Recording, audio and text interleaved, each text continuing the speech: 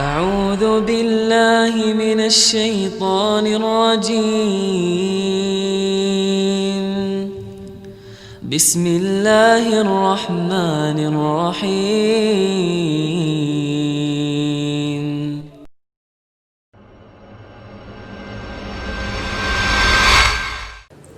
Masya Allah.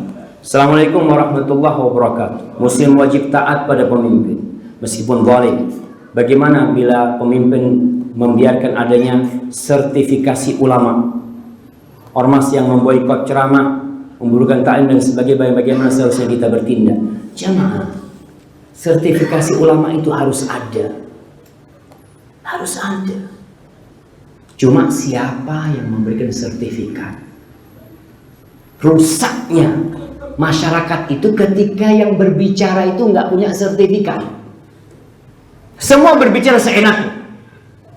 Makanya Al-Imam Ibnu Hajar Al-Haytami, dia ditanya dalam kitabnya Fatawa, dia ditanya, Imam, gimana hukumnya seorang yang naik mimbar dan dia tidak tahu hadis dhaif sama hadis sahih?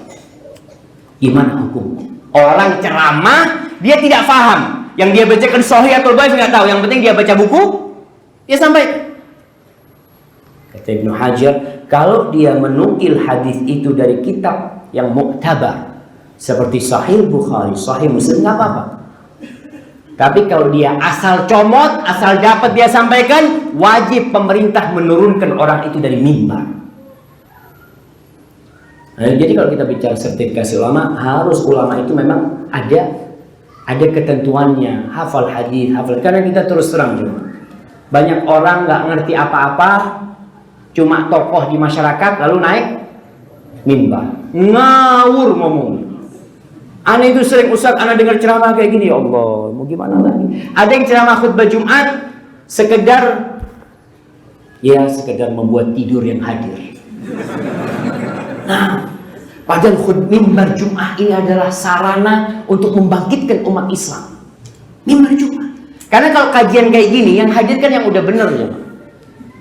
Kalau kayak gini nih, anak-anak yakin antum udah pada benar, udah soleh, udah sholat. Tapi kalau Jumatan, itu sebagian nggak sholat, cuma Jumat dia sholat. Itu kesempatan untuk ngasih nasihat. Kalau ternyata yang memberikan nasihat ketika khutbah Jumat itu tidak mengena, eman-eman sama. Orang hadir, Masya Allah, datang ke masjid, datang di awal waktu. Tahu-tahu pas komat dia marah-marah. Kata dia, gimana nih masjid? Kok tidak benar ini? Baru pertama saya lihat masjid nggak ada khutbahnya gini. Pak, sudah selesai khutbah. Dia tidur, baru datang tidur sampai komat.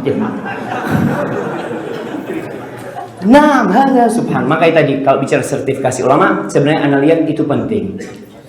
Cuma siapa yang memberikan sertifikat?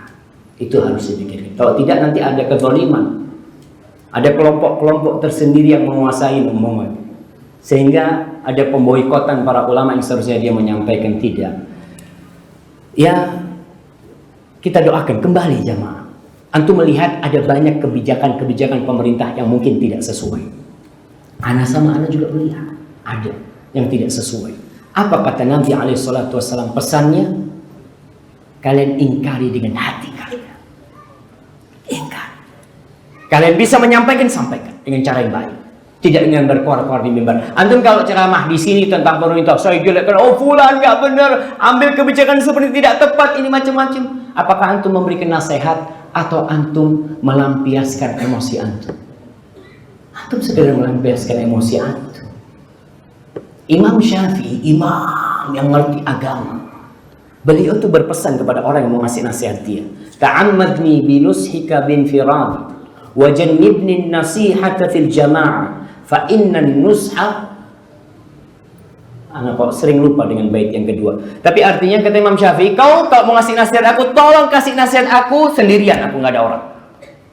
Kalau kau mau ngasih nasihat sama aku, kasih nasihat aku ketika tidak ada orang. Jauhkan aku dari ngasih nasihat di depan orang. Sesungguhnya fa inna nusha amaman nasihat. Nasihat itu di depan orang itu bukan nasihat, itu pelecehan. Maka jangan marah kalau aku tidak mendengarkan nasihat. Wajar aja. Anda nih, terus terang sebagai manusia, kalau tahu-tahu ada yang berdiri ngangkat, Ustaz, Macam-macam dia tunjuk Ustaz. Kira-kira anak terima nggak nasihat dia? Dia tidak memberikan nasihat.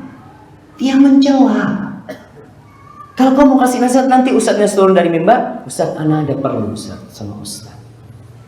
Itu insya Allah Ustaz akan dengerin, iya. Akan dipertimbangkan. Kalau kau sudah sampaikan, ternyata orang yang tidak mau mendengarkan, selesai tugasmu. Kita tidak akan bisa merubah orang dari keburukan jadi baik. Kita hanya bisa memberikan arahan kepada dia. Siapa yang bisa merubah dia? Allah. Allah yang punya. Hadza wallahu a'lam bishawab. Jadi ada banyak kebijakan-kebijakan yang mungkin tidak tepat dan salah. أعوذ بالله من الشيطان الرجيم بسم الله الرحمن الرحيم